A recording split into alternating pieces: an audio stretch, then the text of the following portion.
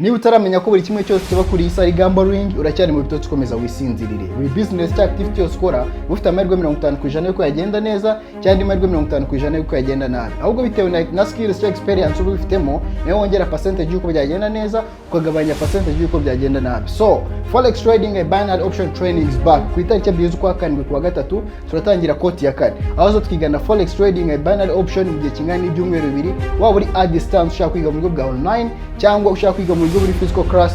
Registration irafunguye. Muze mbatembere turebe mu class tuzigiramo. Ukigera Remera uciye ku muhanda wo hepfo utuza kuri uyu muhanda ndaho Grand Legacy Hotel nkuko mubibona tukazamukira muri kano kayira tuzamuke.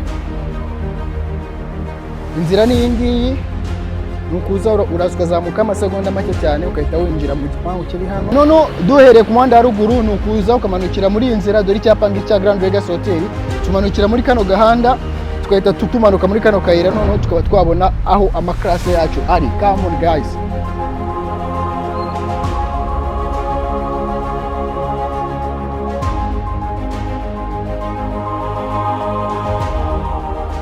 Ukinjira muri kino gipangu itubona icyapa cya Upskills Hub ariho tugiye kutwigira twe twinjira amangamba atembereza mu class yacu sibyo. Nkuko mubibona iyi ngiyi niyo class yacu dufite room 1 ariyo iyi ngiyi twagira n'indi room ya kabiri ahangaha.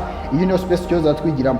Mwiyandikishe muze twiga trading, twiga forex trading, twiga binary option trading in 2 weeks guys. Bibutsa yuko training fees ni 1,500 bya registration fees byishyurirwa online guys. Muze twiga turi benshi twibika ubumenye bwa trading. Turatangira ejo ku itariki 2 z'ukwa karindwi n'ejo bundi kuwa gatatu tuze dutangira na koti ya kane. Ushobora kwiyandikisha kuri website yacu ariyo www.chrisofficial.com cyangwa ugamagara kuri nimero ikona kuri screen yawe tukaguha ubufasha.